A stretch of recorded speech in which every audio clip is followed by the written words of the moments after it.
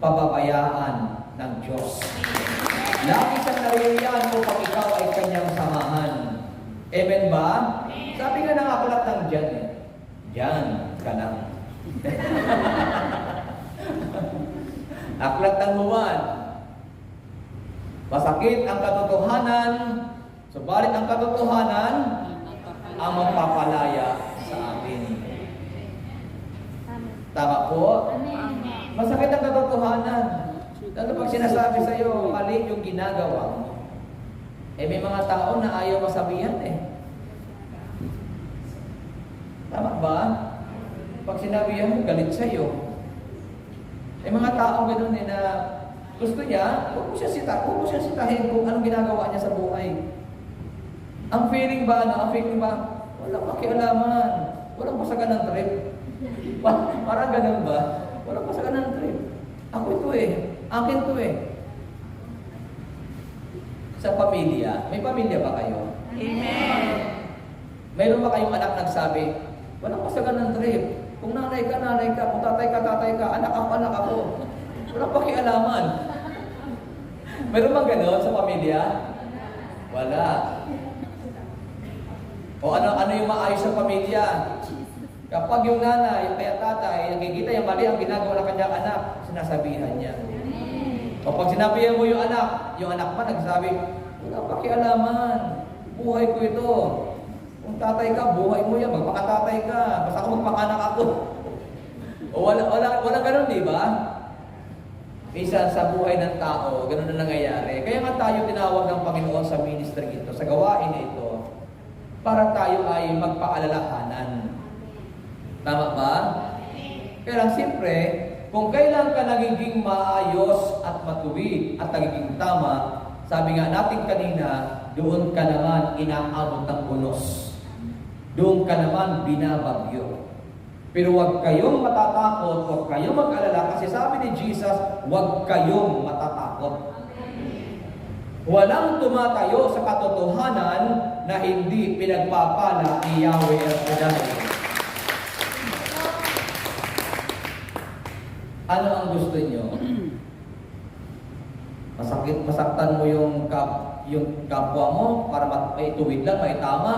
O hahayaan mo lang siya mapahamak at mapunta sa impyerno?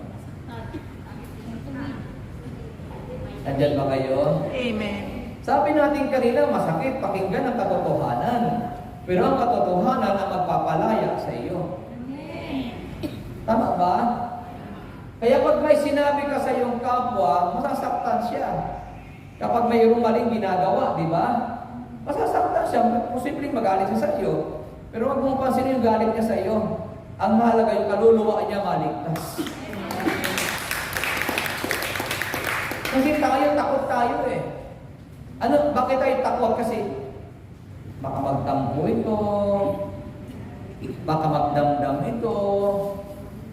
Ihayaan mo siya magdamdam. Maligtas lang ang kanyang kaluluwa. Tama ba?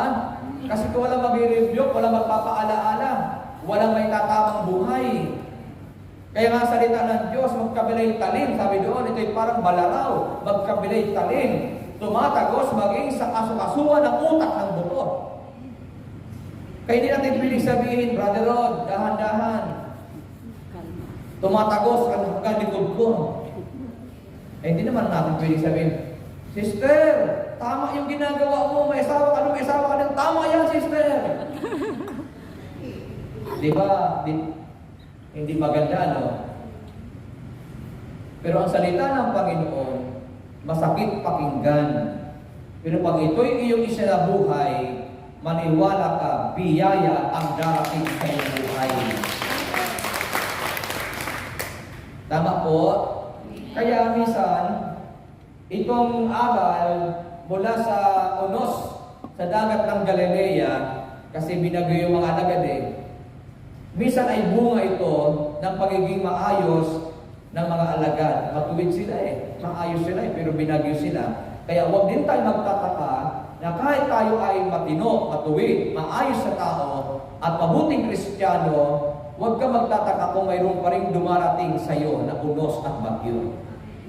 Kasama yan sa buhay. Kaya sabihin mo sa katabi mo, kahit mabait ka, may unos pa rin. May bagyo pa rin. Kasama yan sa buhay. Amen. Sino kasabing amen? Amen. Kaya walang titigil ha, kapag ka mayroong mga dumarating sa atin na hindi maganda, walang titigil. Walang iwanan. Sabihin mo sa iyong katabi, walang iwanan. Sama tayo lagi. Kasi di ba, ang tao pagka medyo dumarating na doon sa punto na, na talagang nakakaranas na ng mga unos, ayaw na, tumitigil na eh. Tama ba? Ano ba, wala karinig na salita na hindi maganda, ayaw na.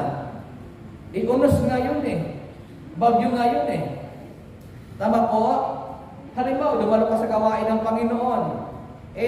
Huwag mo namang isipin na lahat ng mga nasa simbahan ay talaga mga angel.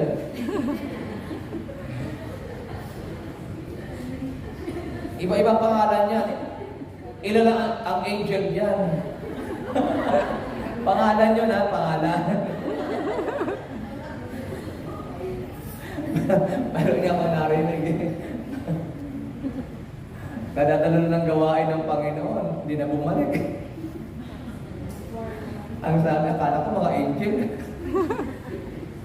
Pero tingin sa katabi. Sabihin mo sa katabi mo, alam ko naman, anghel ka. Amen ba? Hindi kayo ito, hindi kayo mga naririto kasi kayo, pinagpala kayo ng Panginoon eh. Halimbawa, papasok ka ng simbahan. Nataon lang ng simbahan tayo, pero hindi kayo ito. Halimbawa, papasok ka ng simbahan kasi nga, nagpapakabait ka na. Gusto mo talaga maging matuwid sa harap ng Panginoon. Pero, huwag mong iisipin na, porque papasok ka ng simbahan, lahat ng aabutan ng simbahan ay mga angel. Huwag na mong iisipin yun. Kasi minsan, yung mga hindi angel, nag-isimba din. Nasa simbahan din. Tama po ba?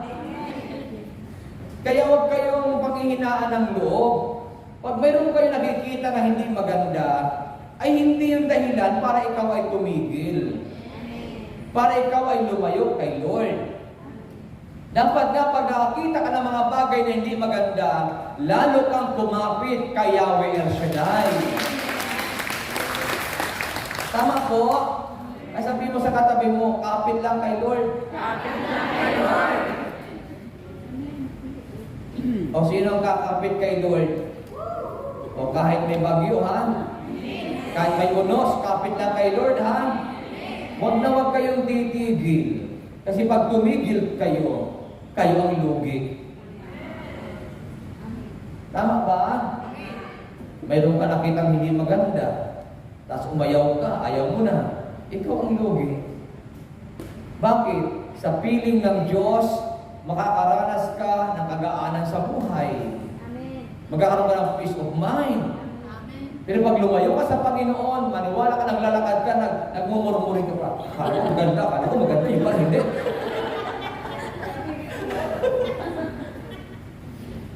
O, talo ka ngayon. Wala na yung tao na kinaiinisan mo, pero ikaw naiinis pa. O, di ba?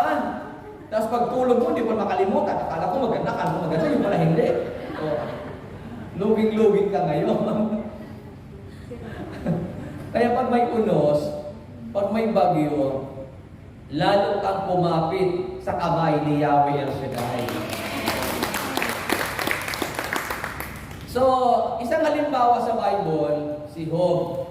Sabi ng Biblia, may isang lalaking Job ang pangalan at nakatira sa lupain ng Uz. Mabuti siyang tao, malinis ang kanyang pamumuhay, may takot siya sa Diyos at hindi gumagawa ng masama. So, napakabait ni Job, ano? Hindi gumagawa ng masama. Ibig sabihin, matuwid na tao si Job, pero nakaranas siya ng iba't ibang bagyo sa buhay. Siguro naman, ang kasaysayan ni Job, yung kwento ni Job, ay hindi na po ito bago sa inyo. Kasi siyempre, sa tagal nyo na sa gawain, paulit-ulit nyo nang naririnig ang kwento ni Job. Ano ba yung kwento ni Job? Diba? Matuwid siyang tao, matino siyang tao, pero ano nangyari sa kanya? Nagkaroon siya ng iba't ibang pagsubok. Ano yung mga pagsubok niya? Una, yung kanya mga anak, nawala sa kanya, tinamaan ng kidlat. Yung kanyang kabuhayan, nawala sa kanya. At ang pinakamasakit doon ito, yung kanyang asawa, kasi sabi ng mga sinusumpaan sa altar, sa hirap at ginhawa, magkasama tayong dalawa. Tapos walang iwanan. Hindi kasama yon.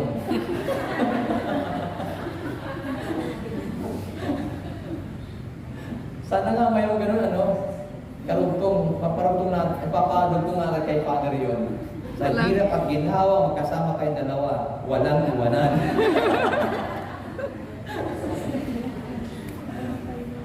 Kasi tingnan nyo ang pinakamasakit na naranasan ni Job, yung kanyang asawa na inaasahan niya na ito ang magiging katuwang niya, makakaunawa sa kanya. Pero anong sinabi ng asawa ni Job? Sumpain mo na ang Diyos mo na mamatay ka na. Maria, nakakilabot Sabi ko, Lord, pag saan kayo nangyari yun? Sabi ng aking sister wife, sumpain mo na ang Diyos mo na mamatay ka na. Ang sakit siguro, Bakit? Ano kayang habol ng babae kay Job? So, ibig sabihin, mayroon lang habol-habol ang babae kay Job. Kasi, siyempre, si Job, tatad ng sugat. O kayo, sino may asawa dito?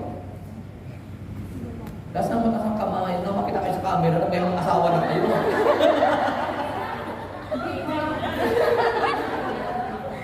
Ano din siya, brotherhood talaga? O, diba?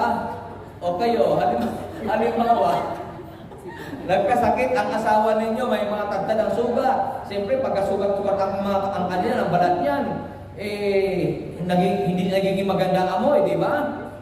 Kasi panay sugat. O ang tanong ko sa inyo mga babae, kahit ba may sakit ang asawa nyo, alagaan nyo? Siyempre, yes.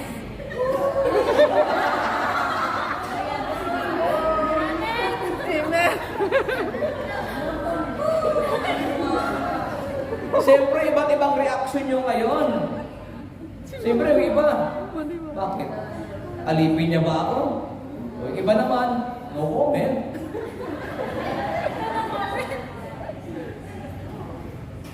Okay ba kayo? Amen.